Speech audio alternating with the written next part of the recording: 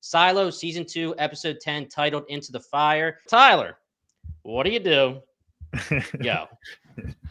Look, this episode had a lot similar to Season 1, answers some questions for us, but puts us in a cliffhanger situation where we're going to be leaning and waiting for Season 3 to kind of learn a little bit more about the who and the why behind these silos. We're going to do our deep dive like we always do, but given it was the finale, I think I want to hear from both of you first. Like, what are your feelings? How do you feel now that we've taken 10 episodes, gone through Silo? I'm gonna put it on Dave first. How do you feel, Dave? I think that this season overall was very good. I think I might still enjoy Season 1 as a whole better, but watching this finale, I was teleported back into this end of Season 1. I was on the edge of my seat the whole time. It felt like my stomach was going to just erupt with how much suspense there was going on at every corner. What happens when your stomach erupts? Jesus. I just loved this, man. I thought this was yeah, exactly. Shitting myself. I thought this finale absolutely stuck. It was incredible. The vibes from Season 1 of me feeling like what the fuck is going on, but also not totally feeling like that because we got a lot of answers in this episode as well. But my jaw was on the floor at the end of this, especially with the time jump back. I obviously need more of that. I feel like hopefully in Season 3, we'll be sticking to that timeline, hopefully. But wow, I thought this was an incredible finale for the show. And it definitely carried a lot of Season 2 for me, I would say. Jim, what about you?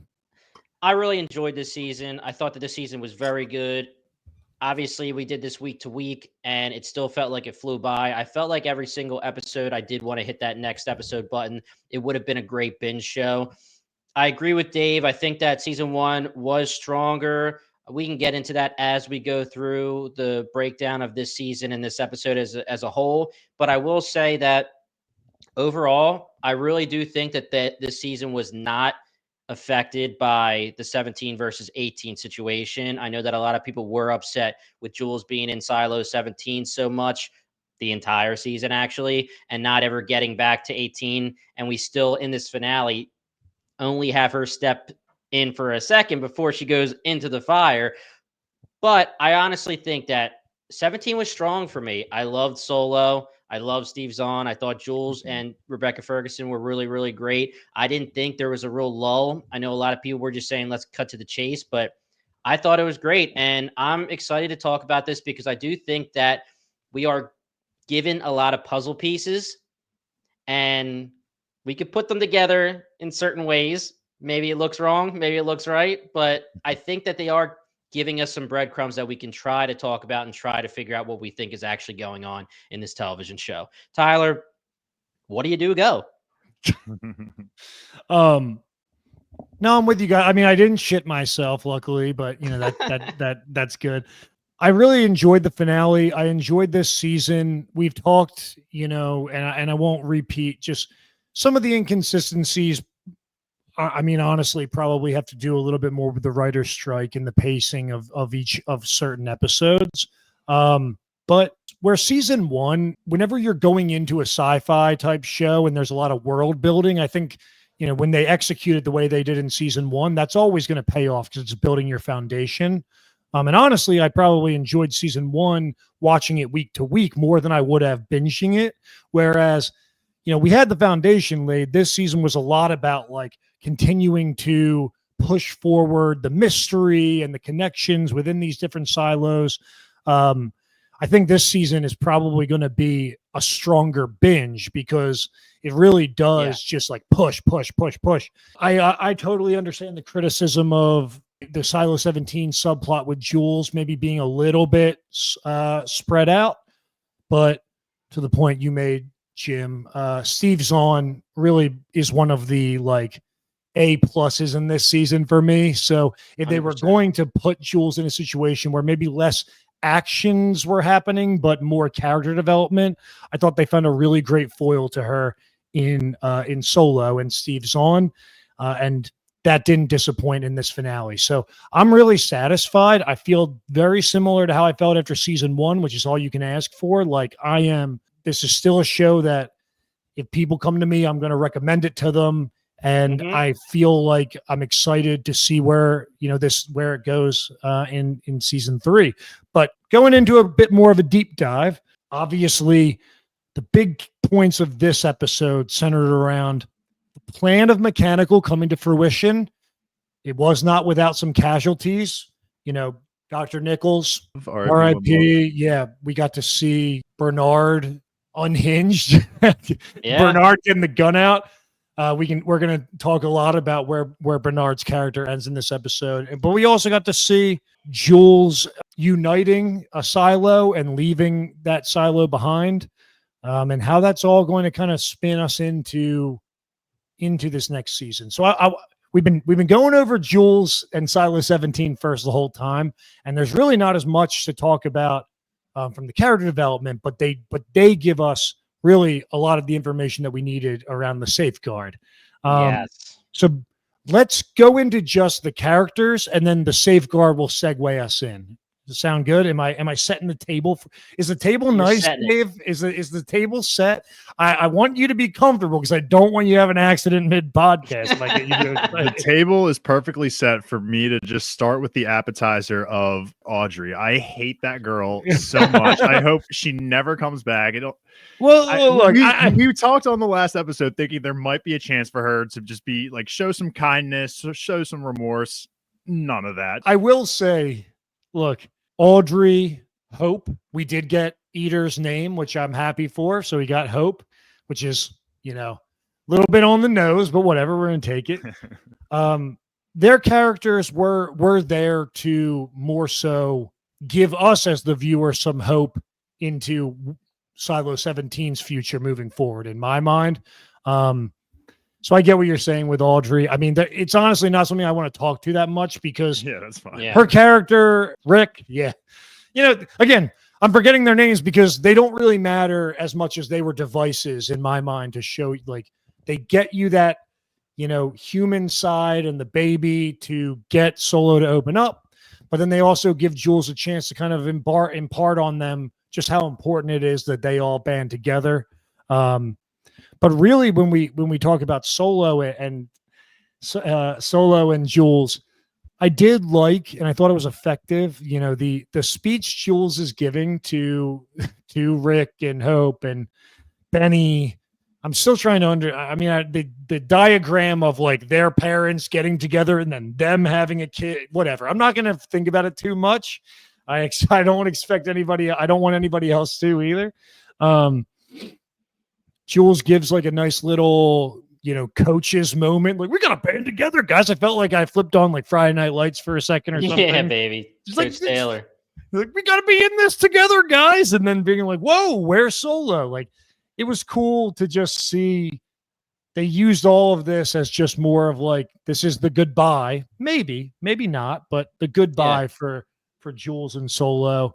And a really nice like when they hug at the end there, a great modern TV non-sexual relationship. I'm just loving what I'm seeing out of Jules, out of Rebecca Ferguson and Steve Zahn's acting. I don't think this part works at all without a great actor playing Solo.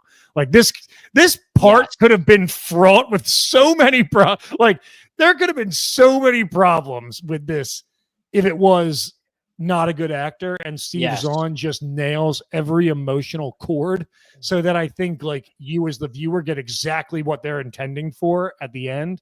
Jim, what do you think about how Jules played Coach? And yeah, Dave, I agree with you. I thought that Audrey, I don't know why they didn't let her be nice in this episode. I thought that the episode 9 was supposed to be her turn. But again, like Tyler said, we don't need to talk too much about it, but I agree. They needed her to get Jules to give her. I understand. I get it, but it's give still her weird. Coach Carter speech.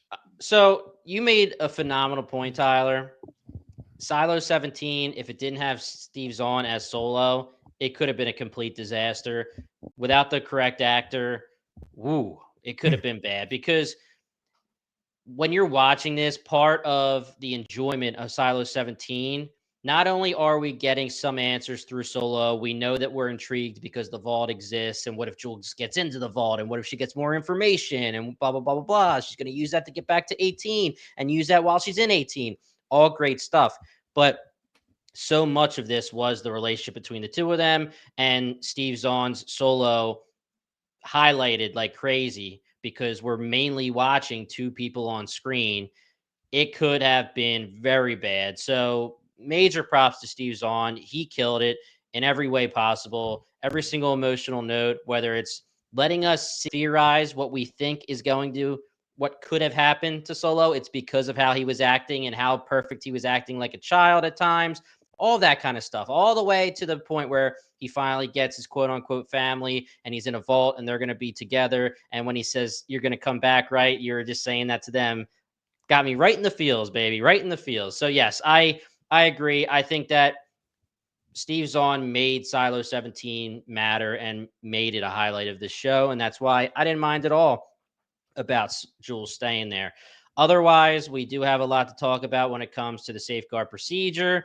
Solo, hilarious while he's trying to remember everything, but also, again, great acting. It's funny at times, but it's also, you could see the urgency in his acting and how bad he needs to get this out for Jules because he knows it's life or death.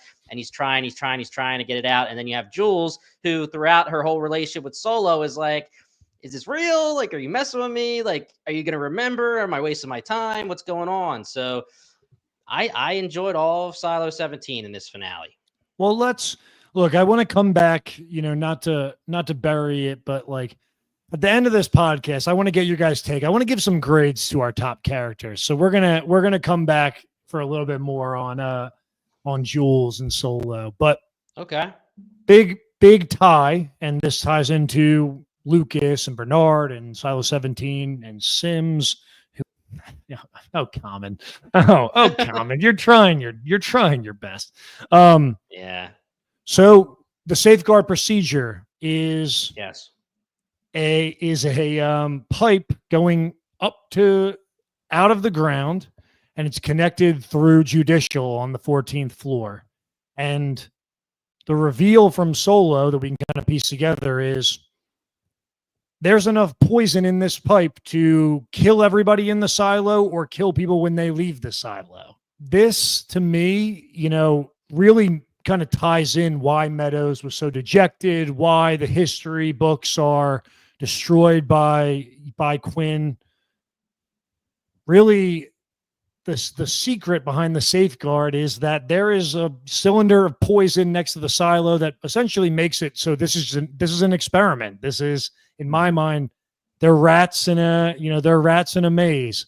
And someone, the Who, is the cliffhanger we're getting to, keeping people in and out of the silo. Doesn't matter what they do. They're kind of damned if they do, damned if they don't. Mm-hmm. Jim, what is your thoughts on this reveal that we're theorizing all through season one? I'm going to Jim first because me and him had to sit there in season one and really talk about the birds and this and that. But it's like, the whole time it's really that they could have gone outside. They're just poisons going out and killing them when they go outside. And then guess what? If people figured out that that's what's happening inside, the poison can just kill them all in the silo. Yeah, it's a pretty crazy reveal here. I obviously theorized that there was a kill switch, but there was no part of me that theorized that this poison was what was going outside to kill the people when they decided to go outside. That was not anything that was on my radar whatsoever. And I don't know if we want to get into major theories now or wait for a little bit, but I think this is very, very telling, very important. Now that we know exactly what's going on in Silo 18, it's the exact reaction you would expect from Meadows, Bernard, Lucas. We theorized that it was going to be, hey, no matter what you do, the Earth is going to not be able to be lived on ever again. And you're just stuck in this silo, and we want you to live, but you're never leaving. You're going to die in the silo. There's no point, right? And when you're Meadows, when you're Bernard, obviously later for Bernard, you find out that it's whatever you want to say it is, Tyler, a game, an experiment, etc., where they're keeping you in there. Baby's basically forced. Okay. Yeah, And we didn't take it that next step further where it's like, no, outside's fine. It's fucked up. Something happened. It's fucked.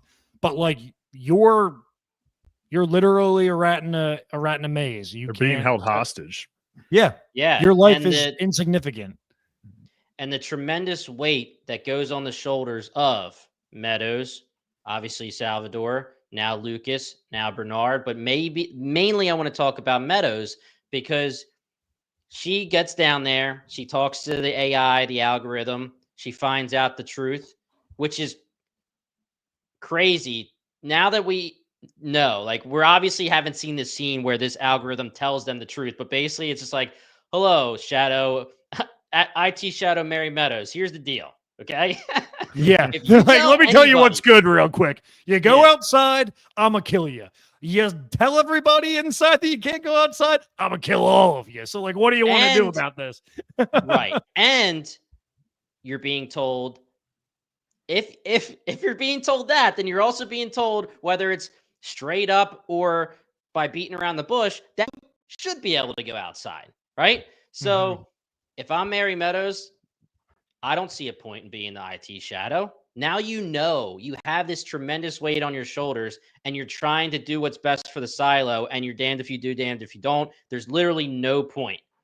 And it's crazy to me that she has to keep this secret and Lucas does as well. But then he tells Bernard had no idea. And we can get into Bernard, but that is earth shattering for someone like Bernard. And obviously he reacts in that way.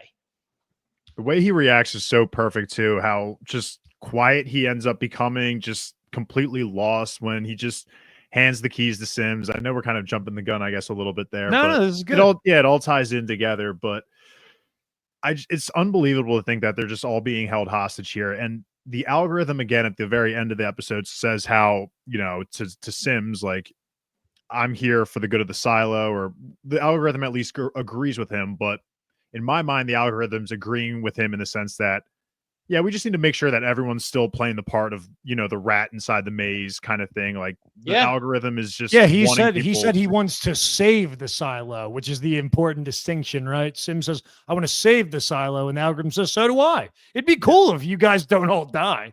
Like, yeah, and we don't know the end game, and we can theorize all we want. I theorize that it was 50 silos being tested and being, waiting to see who's eventually going to inhabit the earth when they decide it's the right time. I don't know how I feel about that, if it already is the right time technically, so we can get into that later, but they want these people to be alive. But if you're going to find out the truth and rebel and the whole silo is going to die anyway, they're just going to kill switch you.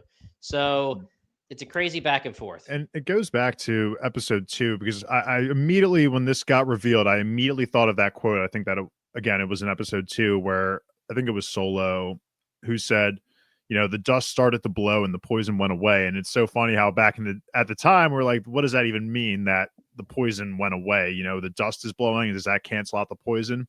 So it just makes sense that the world outside is clear. It's once the wind started picking up and the poison from within the silo kind of got diluted within the wind and the air, then it made it okay. And even Solo mentions here at the beginning saying, those people didn't die immediately. They were alive and well, and then the poison kicked in and then they died, which is the scene from episode 1 that we opened up with, where they all storm outside, the gates open, and we do see them kind of, walk. Yeah, they're like, yeah, let's do it. Yeah, and the gates are opening, the wind's hitting them in the face. Poison unleashes and just fucking kills them all, which is, I mean,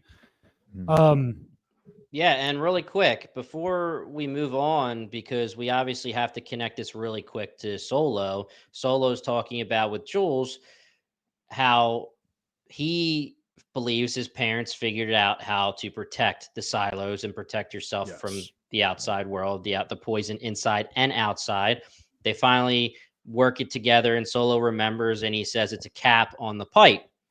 So again, this is another huge revelation that his parents, his father, his mother, working on 14, figured out that you can walk outside if you cap the pipe so that it can't blow the poison at you, and vice versa. You can pipe it on or cap it on the other side and the poison won't flow into the silo. So that is obviously something that is going to be a huge plot point for the next 2 seasons. Jules knows all about it. She's going to tell Bernard if he's alive. And, we'll see. And then obviously we'll have certain people find out. But another thing, Dave, I'll let you jump in, that's very interesting is that Lucas, when he told Bernard, he says, pretend like we're having a conversation. It could be heated, but don't act like you're talking back, or whatever he says. But basically don't react the way you're supposed to react when you hear this bad shit. I'm going to whisper in your ear. I'm going to tell you this algorithm is listening. And if it listens and it hears, it's going to perform the safeguard procedure. So the algorithm can apparently hear all around the silo. I think to your point, Tyler, flowers to you. The keychain is definitely the algorithm. When it lights up, the algorithm wants to talk to him. I guess that still means that you're right on that about the server room and the tunnels and the certain scenarios where only the algorithm can talk. But it is listening throughout the entire silo, apparently. Dave, what were you going for? So Jules obviously knows all this, but she continues to wear the suit outside.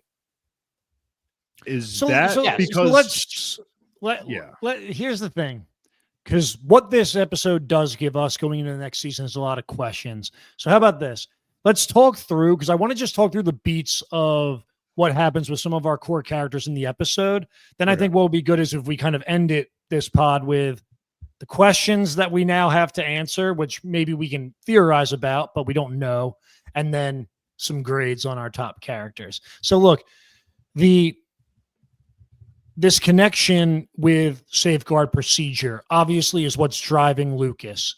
Lucas, knowing this type of experiment, it's kind of a nice point that he goes and what does he do? He goes and sees his mom, because when you're in this situation, that's what really matters. The people that you love, the people that loved you. Sims wants to save the silo, but interesting that, we know that the pipe and the controls to some of the, maybe not necessarily the controls, but people that might know about it or know where it's connected, happens in judicial. And while Sims is the judge, we know that Camille used to work in judicial as well as all of her other roles. And she's the chosen one to be left behind. She's the one that can spin this shit for the silo in the algorithm's mind.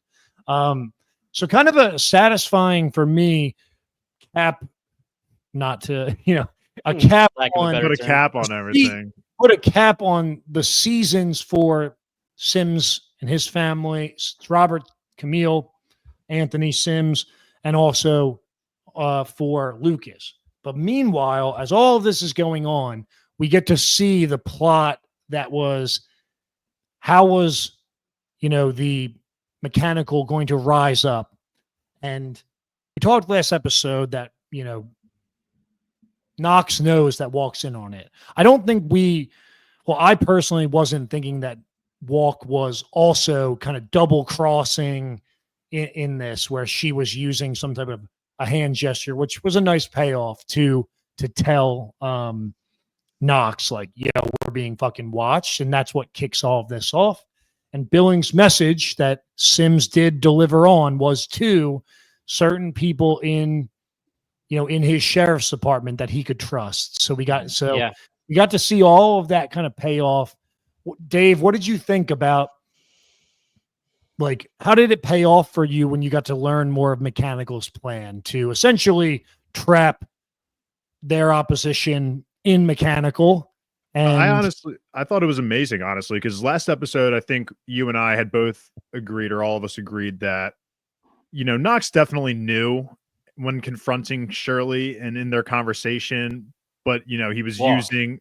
You mean Walker. Or sorry, Knox and Walker in in their conversation when, he's comparing Teddy's mom to Walk's situation, and so we kind of knew. But I really liked how in this episode they showed us that it wasn't going to be something as he looks up and sees the camera. It's the communication within Mechanical. I thought that was a really nice layer to the lore and the world of the silos, how the generator gets really loud. So people in mechanical are kind of forced to use one-hand signals in order to have communication, and they can do full-on conversations with them.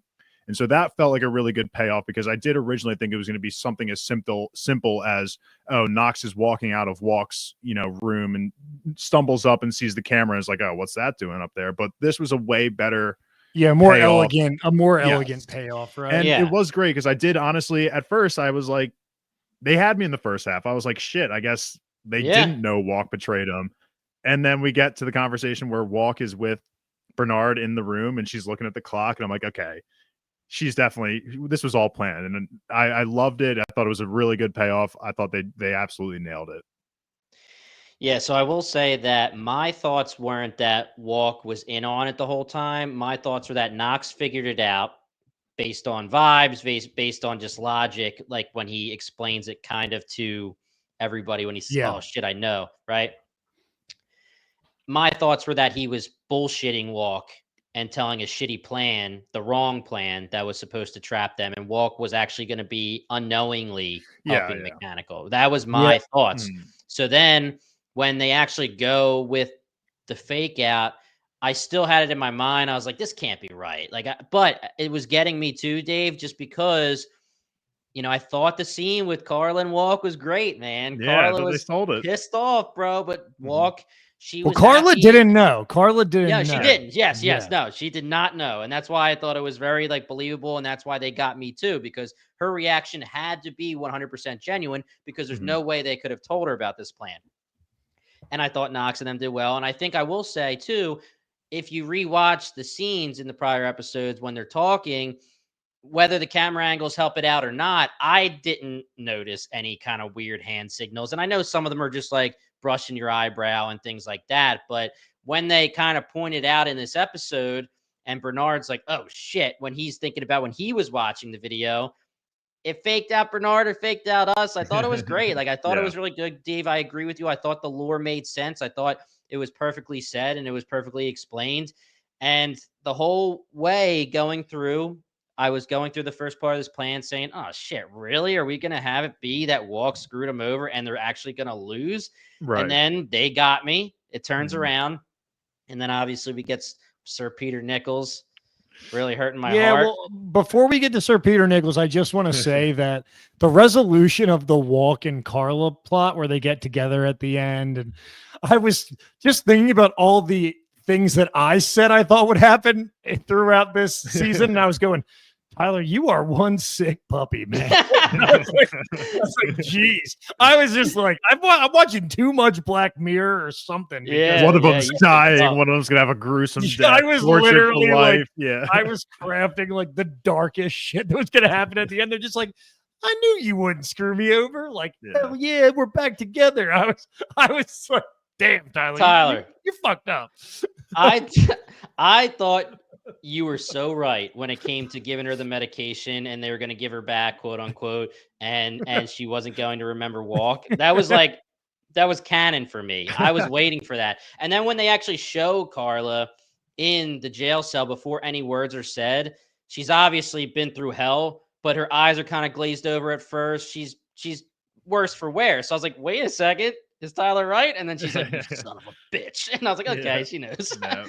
Yeah, I'm a little bit too edgy for this show sometimes, I'm just, but look, we got a nice resolution there. We did not get a nice resolution with Sir Peter Nichols, whose arm, I think, exploded and smacked Hank in the face in that one scene. But I mean, yeah, of course, a very honorable way for him to go out.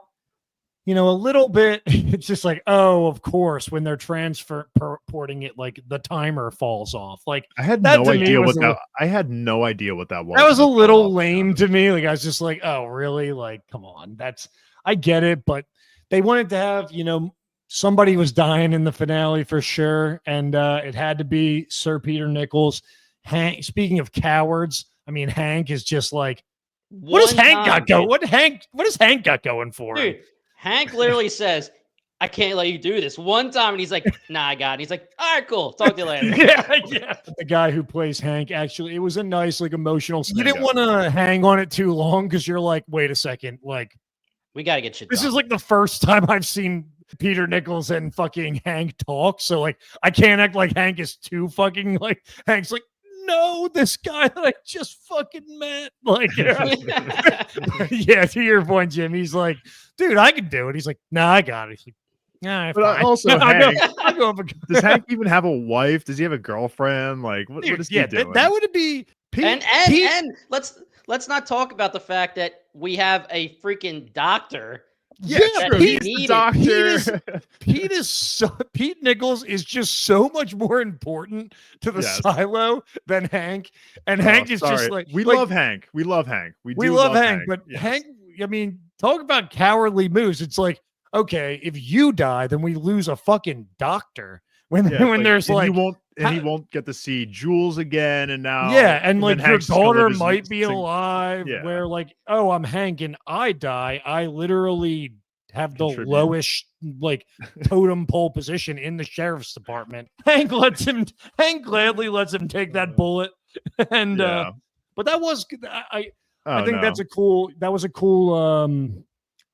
payoff. This whole plan and this finale comes together because they fool Bernard, and that gets it to a spot where the character that was holding so much weight in this episode was Patrick Kennedy, which I kind of get because he's a gregarious guy, but it's just like this guy all of a sudden just like leads everyone. Like he's just like, hey guys, follow me. I know you've been following Knox this whole time, but like keep him the fuck out of here. Tear it down.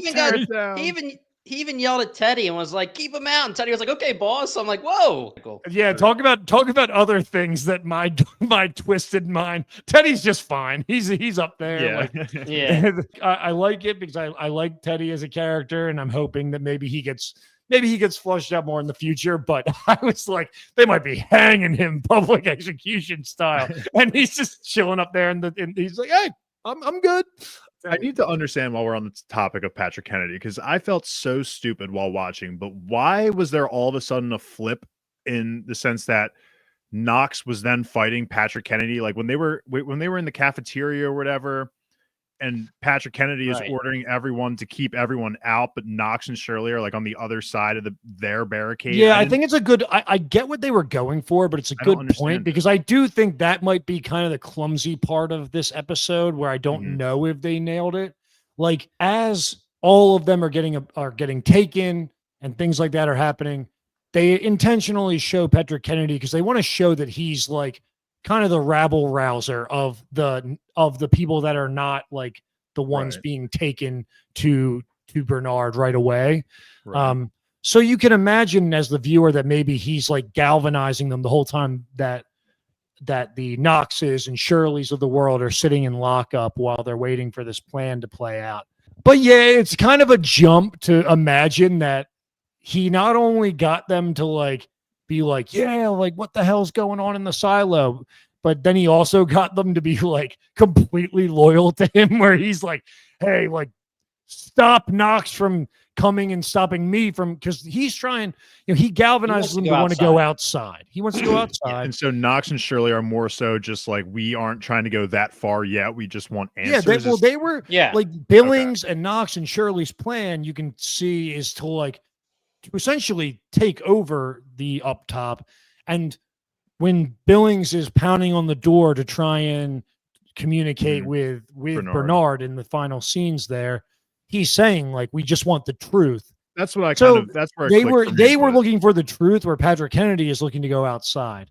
But it is a little bit ham-fisted and just like, so all these people that have literally been doing everything Knox and Shirley. Yeah, they all stormed up together, and then they go into the cafeteria together. They separate for a second, and then all of a sudden it's like, nah, we can't let Knox in. They're like, nah, Patrick Kennedy, this guy really is speaking to me. Yeah, this guy, and let's forget about the fact that this guy got our boy Coop killed. Yeah, and you have to remember too, like Patrick Kennedy, along with Billings, but Billings never told anybody except for Patrick Kennedy what is actually on the relic. He obviously his wife as well. But I mean, Knox, Shirley, they know that Jules went outside. They know that they want the truth, but they don't know Yeah, the what the outside magazine piece, or like what the Patrick book. Kennedy does. Right. They don't know what the picture is on the book. At least they don't know for sure what's out Right. there, right? And But Patrick Patrick Kennedy Kennedy is believes with yes. all of his heart that they're going to open that door and it's going to be sunshine, birds flying, blue skies, etc.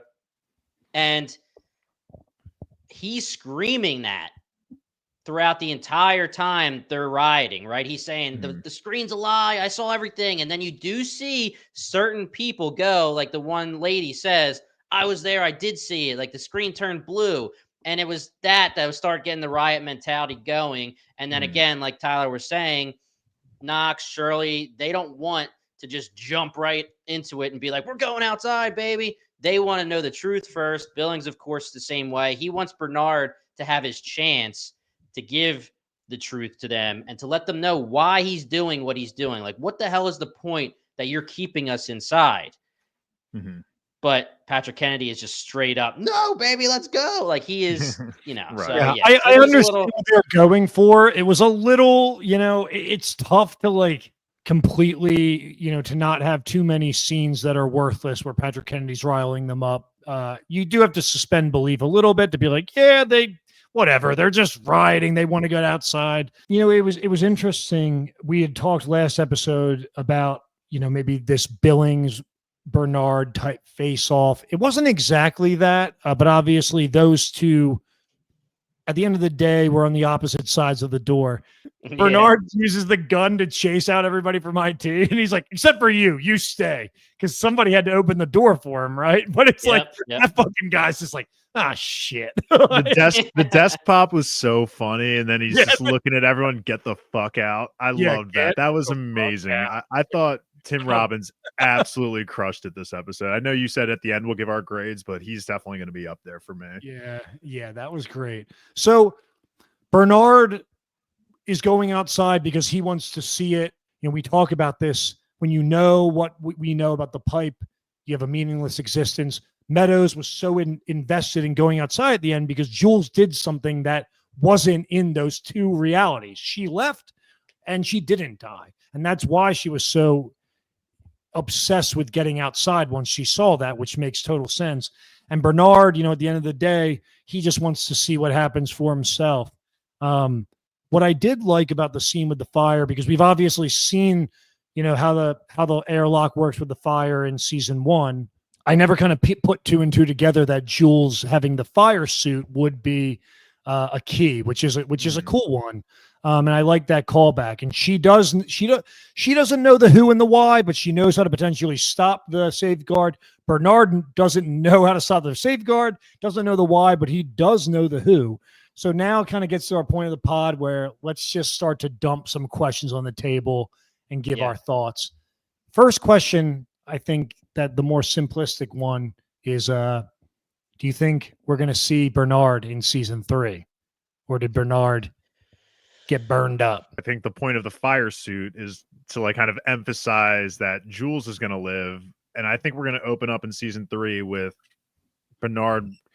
I don't think it'll be as. Do you think we're going to see an extra crispy Bernard? Is that what you're saying? Yeah, yes, I think we'll get a few final words out of Bernard. Like, I think we will just pick up immediately where we left off here, and I think we will see a burn Bernard, but he will, I think, try to explain as much as he can to Jules before he goes. But I think the next episode will probably, if I had to guess, be the last Tim Robbins episode, which is unfortunate, but I think he's alive for now. Let me just say that my thoughts are going to be that it's going to emphasize Jules's protagonist and hero characteristics, and she's going to jump on top of Bernard with her fire suit, and I still think it's going to mess him up big time. But then I think the end goal is going to be what you said, Dave. Like, she saved him long enough that he's going to talk. He's going to be on his deathbed. We're going to get a little bit out of him, and then he's going to have his swan song. I really hope that he doesn't just die. I don't think Tim Robbins or Bernard deserves a off-screen death. So I fully think that he's alive, maybe clinging to life, but I do think he's alive. Yeah, I think we're in agreement there. He knows the who. Bernard knows the who. No one else seems to know the who. That's kind of Bernard's, like, that's his whole thing. He knows. When we have Bernard say, "I know the who." Is it just as simple as I've talked to the algorithm, so it's the who is the algorithm? No, Or I is don't he think going so. to actually?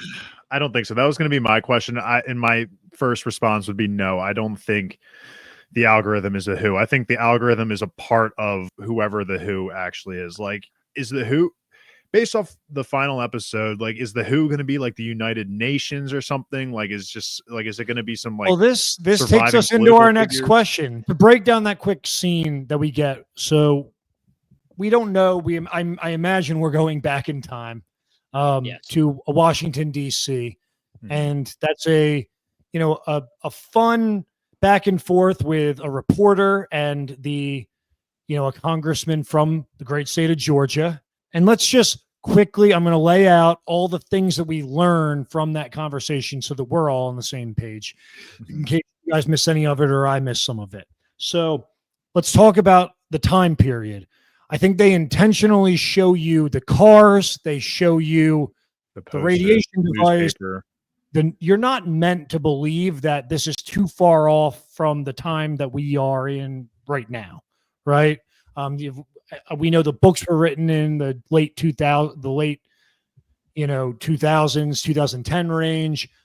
I think the time period maybe looks similar to that. We're in DC, so there's a lot of memorabilia there, and they talk about. So our next point, that's what I think. this dirty bomb that there's a dirty bomb that appears to have hit DC.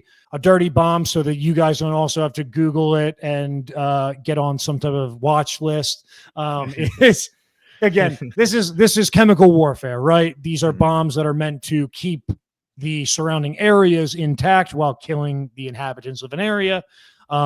I think the Nixon tie goes a bit more into Iran because there is ties between Nixon and Iran. I don't want to do a history lesson on here, but no, definitely not. There's a dirty bomb that has hit DC. We don't know when it was, but it's far enough out that there's not a ton of radiation in the area anymore, but not so far out that, let's think like a year after COVID where people are checking your vaccine card, right? We know that the character who plays the congressman, Nate from Succession, if we have any crossover watch, he's a bulldog. Go dogs. Got his master's in engineering, joined the military, but was in an engineering capacity, and now is a congressman. And we also know that something happened in New Orleans, which, he mentions you don't want to know what I did in New Orleans, which that piqued my interest. And lastly, he gives this woman a Pez dispenser, which I think we're meant to believe is the relic Pez dispenser. And it does seem like he has a Georgia Tourism magazine that he puts on top of his briefcase when he walks out, which might be the magazine that Billings incinerated everything but one page. So ton of stuff flowing in there. I think are those all the facts of just that scene, or did I miss anything? Those were literally the 4 pieces of notes that I had from that final scene. Yeah. So what are the questions that arise from that? Well, there was a dirty bomb that went off. What happened with that? It seems like it hit DC. He mentions, hey, my sister was in DC. Only person living in DC wasn't there. What happened in New Orleans? So what are these attacks that took place that are potentially united? And there is certainly the public opinion is that whatever bomb happened was done by Iran, but the fact that the reporter is talking about it leads you to believe, who knows who is really behind these attacks. But when we get into the who, Silo, we've seen it through this season. They paid us off. The information that they showed us in the very beginning of episode 1 of season 2 is paid off with the facts that we learn. They're not trying to completely just hoodwink you on some of these things. So I'm going to take a shot in the dark and say a guy that's a congressman in Georgia who has an engineering degree is probably pretty important for the creation of the Silo 18 that we know a little bit about, and the ruins of the city of Georgia that we appear to see in the background of all of our nice literature. I'm not getting fooled by any of this by any of this marketing for Silo ever again. I'll give it to Jim this time. Jim, what do you think his tie is to the Silo? What do you think this is? For all of our book listeners who are right now just banging their head against their phone going, they know what it is, but let's talk about what do you think, Jim? So you're asking me what I think Nate / the congressman's connection is? Yeah, what do we think the congressman's connection is to our friends in Silo 18, if at all? Maybe you don't think it is.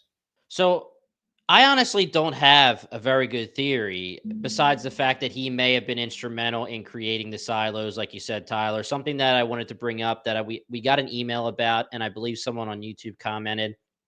Could have been our Discord, but when you had brought up the fact that the drills that were all the way on the down low could have been like what? Who knows? Maybe something to get them out, but yeah.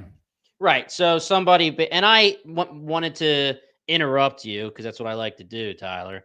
But I wanted to say, me and you did talk about this in season 1, and it has been said, and someone did comment saying those drills were, I don't know if it was said explicitly, but they're there to build the silo, right? They drilled down to build the silo. What do you do with them, right? What do you do with them next? So very, very, very surface level. If we just want to say that this congressman is instrumental in right this second creating the plan that will become the 50-51 silos, right? As an engineer, did he help build the drills? Did he help build a generator? Did he help just design the silos in general? How they can help people live, 10,000 people live at a time, and they can live on for hundreds of years. Now, the other thing that we can get into is at some point, the world looks like it looks, right? Yeah. There's a reason why you go down into the silo. So if you're telling me that this congressman helped maybe design or build these silos, is it because it's out of defense, out of a just in case scenario, or do you think that whoever he's working for, whether it's government, whether he's on the side doing other work, whatever it is, it's specifically like they're going to destroy this world so that like everyone you're saying goes if they're into the silos on purpose. Right, like they're either corrupted, like he's either corrupt and wanted to build the silos knowing that they would have full control over them in the future, or was he actually being kind-hearted and trying to save the world, put these people in silos, and then somewhere along the way something goes wrong where they do end up being corrupt by whatever people. So what I'm saying here is that we know that this safeguard procedure exists for a reason, right? Yeah. These silos are seemingly built not for defense, right? Maybe they started that way. Do we know? I don't know. That's what we'll find out, I guess. But this poison is the game changer here. Yeah, definitely. If there was 51 silos and it was made for defense because these dirty bombs are happening and it could get worse and they want to save the world, that's one thing. But now we're finding out that this pipe exists that's keeping people in and killing them if they come out, right? Or they could kill them if they find the truth. So to me, it seems like there is some kind of nefarious reason these silos were built. And does that mean that the same people made the world uninhabitable for the time to force people into the silos to get this party started? That's a good point, because my first thought when I saw the politician and him talking, I was immediately going to the mindset of, oh, this guy must be one of the founders that they're constantly talking about, especially because he's the congressman of Georgia. But you're absolutely right. What we believe the poison pipes have always been attached to the silos and have always been a part of the silos. So that what you are saying definitely threw me off of what I was going to project, and thinking that he was one of the founders, at least the founder of Silo 18. And he and I was also thinking of your guys' theory too, also of the algorithm being just like, I think it was Tyler, your theory that the algorithm was just like a culmination of like all the founders, like maybe downloaded. Well, when we talk about I think you guys have both made good points. I mean, for me, whenever you say founders, I mean, what do we say? Founding fathers, things like that. The 50, no, there's 51 silos. I'm going to go back to, thinking this is being controlled by the 51st silo being some remnants of a Washington, D.C. type government function. But to the point, like when you're designing these silos, maybe they were being designed because of, you know, these increased chemical warfare pressures and global things going on. And for all we know, a pipe could have been created as a defense mechanism, right? You could technically use this poison if somebody was trying to invade one of your silos, or if they did invade, flood it out. And now this is being run by an algorithm. Just the way some of this has gone, and it hasn't been so Black Mirror-esque with some of my opinions. I'm just gonna guess that behind the algorithm and behind this 51st silo, I do think there's going to be an antagonist and someone that potentially is what changed what might have been the need for the silos, because the world was going through this chemical warfare, into what they are now, which is more of a, you know, keeping the people in to essentially just like stop them from potentially restarting the world. This sounds crazy still, and I'm still going to keep it on the board, but I am still on the mindset of there could totally be a non-human aspect to all this, in terms of, like, you know, maybe they say that Iran is doing all this, but why, if it was like, I know this is going to sound crazy, but like if it was aliens, why would they wouldn't want to tell the public right away, like, hey, you know, there's an alien invasion going on, like, let's just pin it on Iran for the time being. And what if the aliens are the ones that end up winning the war, and they're the ones who are like, all right, we're gonna fuck with the humans by just shoving them in these silos. They go outside and just and it's like we're just gonna watch them and see what they do. Like, there's no way to unprove that theory. I'm not going to say that's my first priority theory, but I just want that to just, it came into my mind as I'm watching this when I'm thinking of, like, we talked about space before. Why not bring aliens Apple into TV this? is sci-fi, and that's why I still kind of have that association with it. Dave, do you want to talk about the 100 before we get off? I think Tyler really wants to talk about it.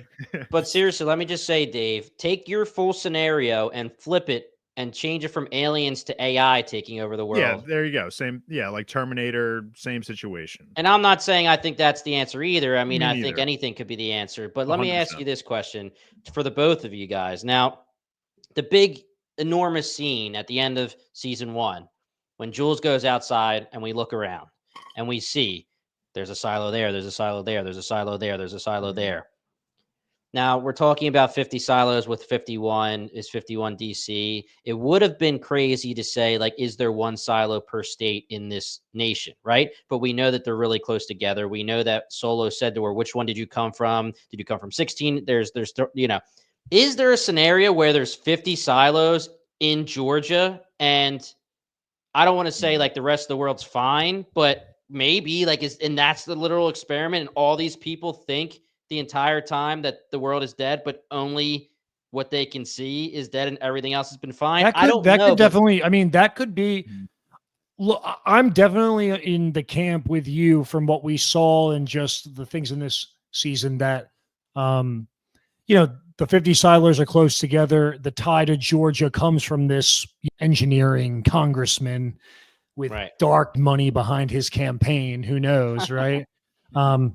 You know, our boy Hugh isn't afraid to get political. I mean, come on. Right. And when I said antagonist, I don't necessarily think there's somebody with like a, you know, curly mustache behind the scenes pressing buttons, but somebody that set all this into motion, which might be the reason that there is the algorithm and things like that now. But yeah, it is. These are, for non-book readers, unanswerable questions, and I hope anybody that doesn't read the book that's along with us can appreciate that we gotta scrape the barrel of every possibility. Aliens. Oh yeah. I mean, we might. Jules just gets tackled by ET out there. We don't know what's happening in the world of Silo. Am I crazy for thinking that the reporter too at the end looked like the girl that was in the picture that Jules held, that was of the real Solo and the woman? Like, did anyone? I know those two are like completely probably not, like, there's no way they're related. Match, but exactly. They won't match. Yeah, I didn't notice. I didn't notice that they looked similar from the picture, but I wouldn't put it past her being, you know, a bigger part of whatever, you know, if she's got the Pez dispenser and that is the same Pez dispenser, then she's in one of the silos eventually. And look, if this shows us anything, we can expect that while nice transition to our main character piece. But while we've gotten accustomed to Rebecca Ferguson and Steve Zahn and all these other and Tim Robbins, this story might be just more about like, how do you tell the story of these different silos through the lens of all these different people that are inhabiting them, and some of them are dead. Some of them are like Silo 17. Some of them are thriving. They all, I'm sure, have different ways that they've gotten to this point, like we saw with our silo. And I think that's kind of the interesting piece here, is that I'm almost ready for, for all I know, season 3 could be totally just like that woman's perspective of what happened when the silo was first launched, all the way to we're going to another silo that's just like drawing our parallels. Because if we think about it, if Jules comes in and says, hey guys, I know how to cap this thing and I know what's going on in the silo, is our story going to be that much longer in this silo? I mean, I don't know. Yeah, you have to assume that if she's just going to come out and say, yo, let's cap this thing and let's figure this out, the next step has to be who's the big bad, or why are they doing this why are they doing this to us? Is Bernard going to say this is the who, and now we have to figure out why they're doing it, where they are, all of that kind of stuff. One last question that I have for you guys, and that'll go right into the characters, because it's going to be talking about 2 characters here, and that is Walk and Carla. Throughout the season, Tyler, you brought up the fact that 25 years ago, Meadows found something out. She broke the code, and then she became a hermit. 25 years ago, something happened, and Walk became a hermit as well. I thought that was a slam dunk connection. But now... Doesn't seem like it, though. It doesn't seem like it. So why would they do that to us using the same amount of years? Is there any way we can connect this anymore? We know for a fact that this algorithm has not talked to Walk, and we know for a fact that, well, I guess do we know that Meadows hasn't talked to Walk? Because it's not like, Bernard just figured out about it and the algorithm doesn't know or doesn't care. And we never got anything with Knox's dad, really.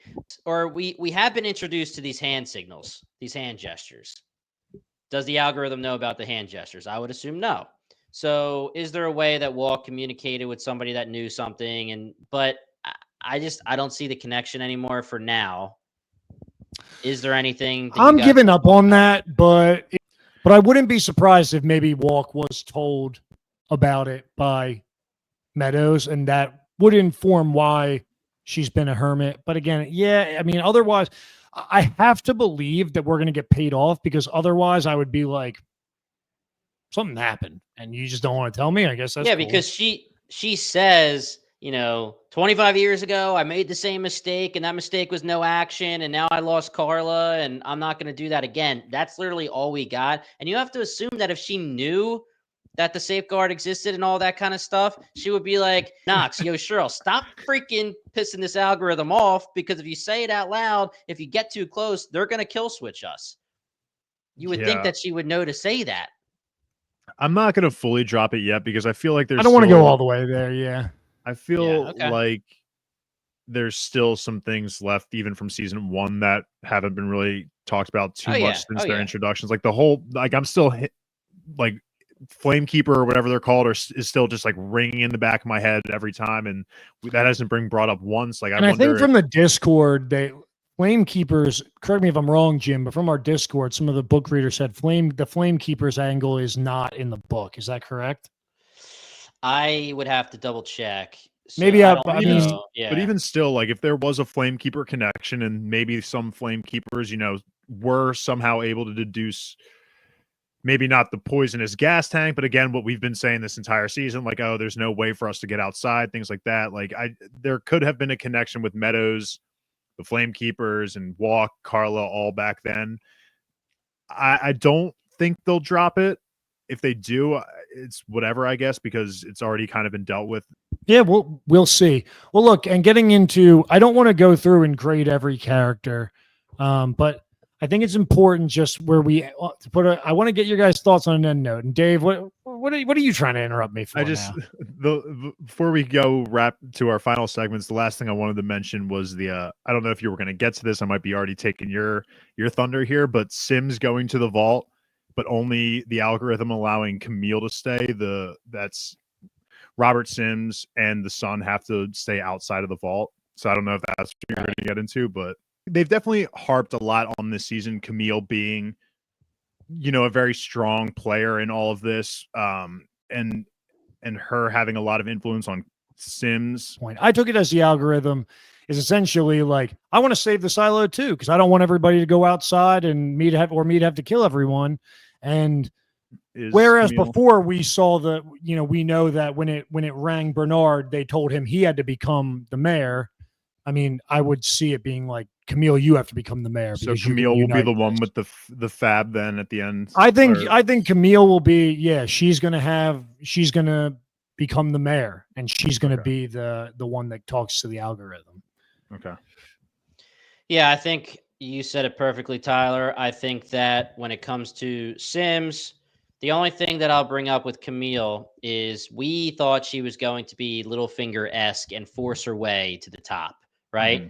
And it is a little surprising that the algorithm is deciding that she is the best. Now, we know that she's capable. We know we've compared her to Meadows, who was an majorly acceptable IT shadow. So that makes sense right there.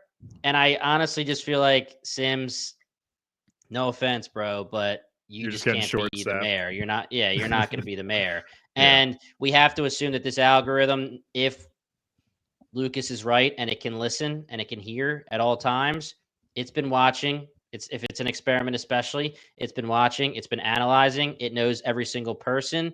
And that's why it's so crazy that Jules was outside of the algorithm and surprised it. It knows who Sims is, and it knows his strengths and weaknesses. We know as podcasters who were watching this TV show that Sims was played throughout this entire season. Yeah. And we know who he was played by. The shadow or the IT head and the new IT head, if it ends up being Camille. So I think that the algorithm just decided, okay, listen, if we're going to go with this route and we're going to save this silo, cool, let's save it. You're not the one who's going to save it. Camille's right behind you. She's going to save it. You get the hell out. Okay. Cool. Get your son out of here too. I don't want to grade every person, so I'm going to keep it to my 5 that I care the most about, and I just want to get your thoughts. So we're going to do a grade D, and then D to A plus. Nobody gets an F. You can give him an F if you want. I'll give, but common's not going to be one of the 5 that I ask for. So first off, give me a grade for what you thought of Paul Billings this season, Jim. Don't overthink it. Just whatever it means to you. What do you think Billings, about him? I'm not going to get crazy and do like A, like minus and plus. Oh, I was totally going to go crazy. I was totally going to go crazy. Fine. Let's go crazy. I'm going to give Paul Billings a B plus. Okay. I think that we talked about it in the prior episodes and in season 1. You said it last episode, Tyler. Everyone assumed that he was going to be this pushover throughout the seasons. This was a viewer assumption. If you're not a book reader, again, we don't know who he is in the books, if he exists, anything like that. But we assumed that he was just going to be straight up the guy that Bernard put in and Sims put in because they knew that they could control him. And obviously that's a great character arc that we get for him as it's just etched away at his loyalty to the pack, to Bernard, to Sims. And I guess I shouldn't say the pack because he has stayed with the pack until pretty much the end. But I think that his character progression this season was great. I thought that he was a main player and I enjoyed him on the screen. So I'm going to give him a B plus. I'm not going to say he's an A because I got to save them. I got to save A's for the big dogs. Dave, what about you? My first thought was A minus, so I'm going to stick with it. I'll give A minus. I like it for Paul similar Billings reasons. Yeah, for similar reasons. He was an overall very good character. I loved how, season 1 he was this loyal, pact following officer who was ready to rise up in the ranks, and how this season he gets a lot of those. He starts to question all of it. Really starts to show his non-threatening side. Remember that one, Tyler? Yeah, that was nice. No, I like that. I'm personally giving Paul Billings an A this season. So he was one of my favorite characters. This is also a chance where I get to give some actors some nods. I had never, Chinaza Uche is the actor that plays Paul Billings. I'd never seen him in anything before. I looked at his filmography. He has been getting steady work, but in nothing that I'm too familiar with. I'm giving it an A more for the acting. I just enjoyed his slow and steady ramp up in terms of showing that he had a little bit of claws with the Patrick Kennedys of the world, all the way to, how he is kind of getting through and trying to get through to Bernard in the final scenes. And he left me in a spot as, a fan of the show where I'm hoping that I get to see a lot more of him in season 3, which is great. Definitely. So next we're going to go with Lucas. Dave. Your boy, Dave. See, this one's and we don't need people know your thoughts. Just give me the thing and get the fuck out. That's what I want. That's what I'm saying. Lucas, I'll give him, I think B+ was the first. And when you said Lucas, that was the first name that came to mind. That was the first grade that came to my mind. B+. B+. And what's the quick reason to why? I think I was just more of a fan of the actions that he was doing, not his character. His character was fine. That it just wasn't an A, I guess, character for me. It just felt like the actions that he was doing were more interesting to me than the actual character himself. The role he played was more important than the character itself, right? Yes, yeah, and that's what I think that's why I'm willing to give him the B+. Jim? Yeah, I'm going to agree with you, Dave. I think he was one of the most interesting parts of this entire season, but it was really just him being a device to get us the answers, to get us through this mystery of the season.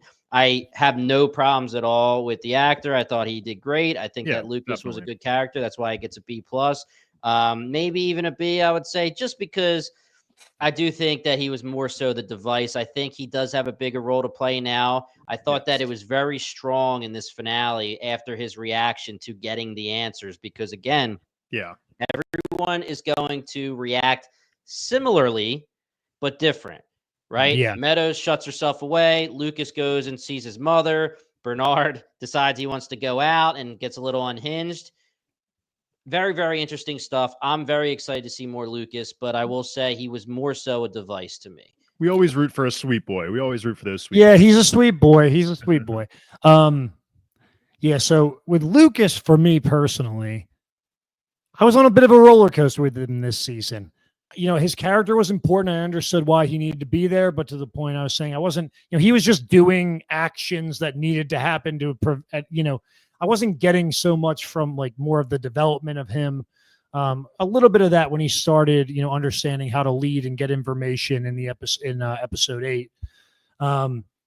This last episode, I thought Avinash, the actor that plays Lucas, I thought he crushed it, to Jim's point. Great.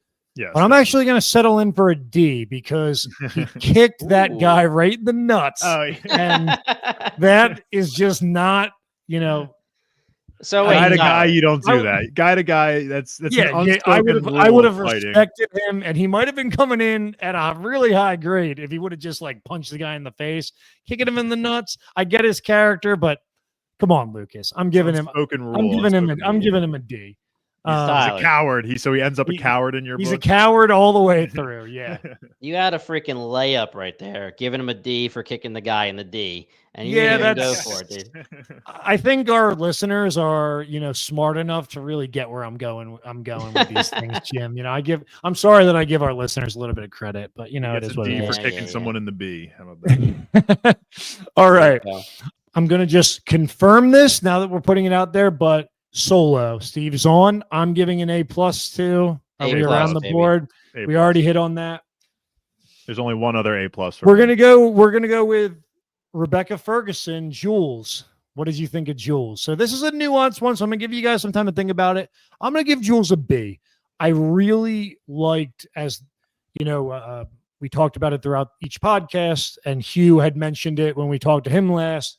The physical side of of Rebecca Ferguson's performance this season was great. And I really did like all of her actions and back and forth with Solo. That being said, the B is because we didn't get to see as much of her as we want following season 1. I think anybody can say that. I get it that it might not be the point of the book, but this is a show. Show is driven by characters, and we didn't get to see Jules as much as we want to as a non-book reader. And her speeches when she has to when she's kind of pressed to it leave a little bit to be desired. So I'm for those reasons I'm going with a B for my girl Jules. Jim.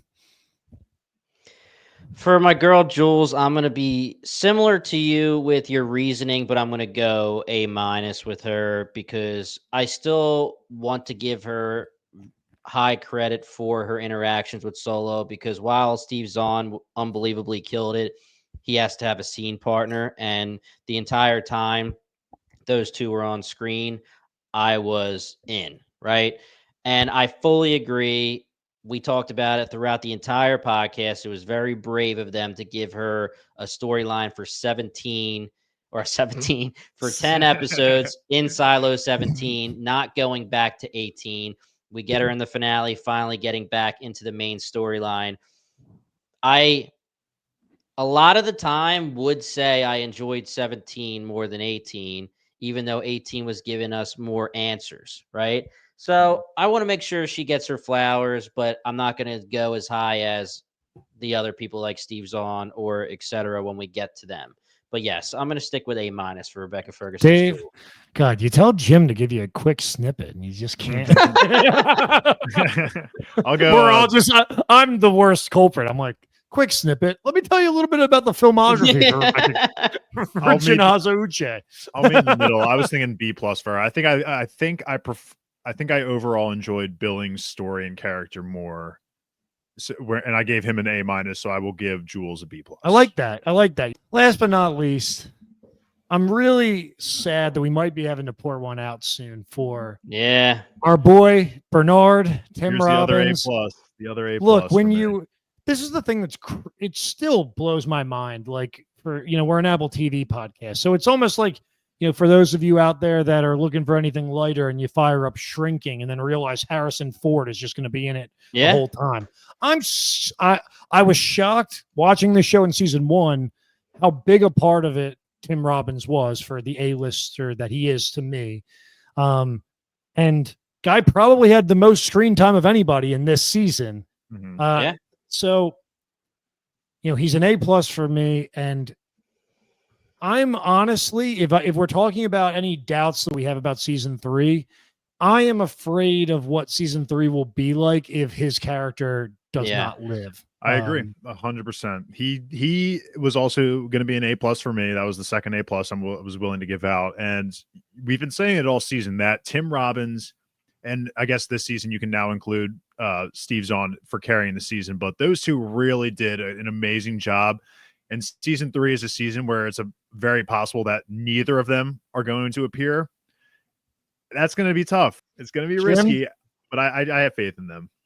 I'm going to give you a quick answer, Tyler and Dave, and we're going to say A+ here. And I just want to say that something we've always talked about when it comes to Tim Robbins, when it comes to Bernard, is that gray area antagonist versus protagonist. What's best for the silo? Is he actually a bad guy? All of that kind of stuff played perfectly through the lens of watching Bernard/Tim Robbins to the very, very end where he gets a little unhinged.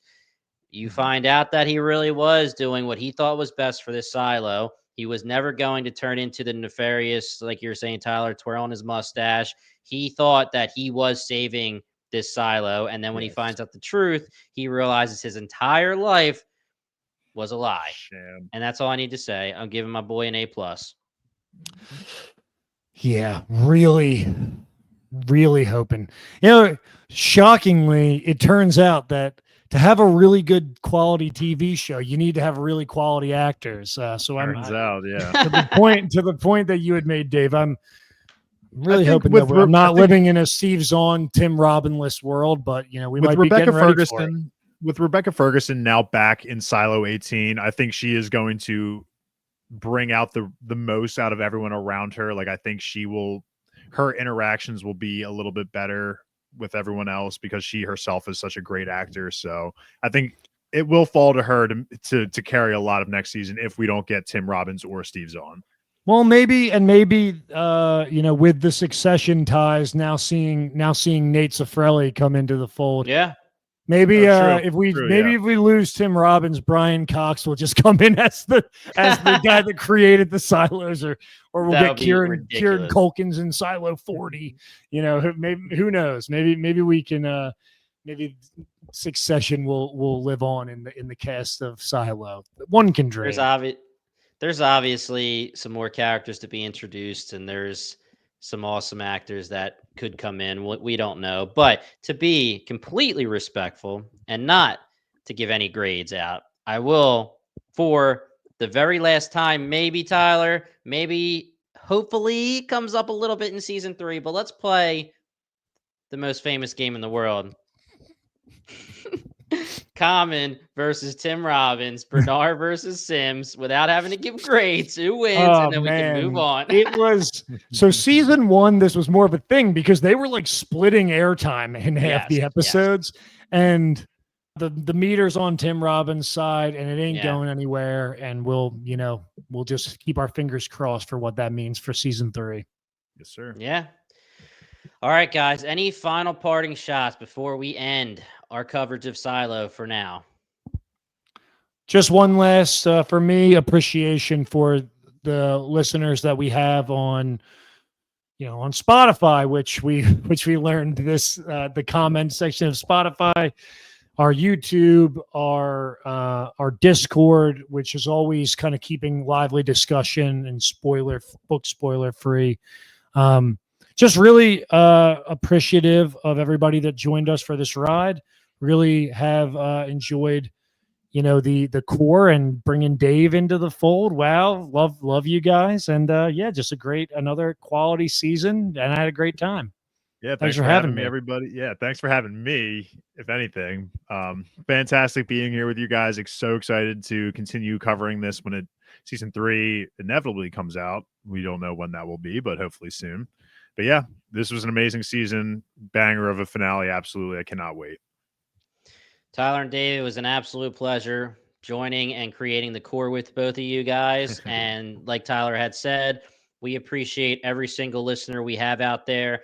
If you guys want to join the fun, hit that subscribe button. We decided during this season that we were going to become an Apple TV podcast because there is so much good Apple TV content out there. It has been on an absolute roll. So we are now the Core Podcast. The best way to help us out, if you're a fan, is to hit that subscribe button and stick with us, because Severance will be here on the same day Silo's finale, which is crazy. So we will be covering Severance, and there will be a Silo and a Severance podcast coming out very close to each other. So, guys, if you like what you heard, check us out. Hit that subscribe button, and also jump on the Discord like Tyler said. That is one of the best parts about this podcast. We get to talk to every single one of you. We love talking theories. We love hearing your guys' thoughts about our podcast. BingetownTV.com/Discord. And in the intro, I brought up Binge Empire, Final Form podcast, and the reality TV podcast that we have going on covering the traders. If you are interested in any of that, any non-Apple TV stuff, we have you covered. Once again, we are the Core Podcast, and thank you so much for listening.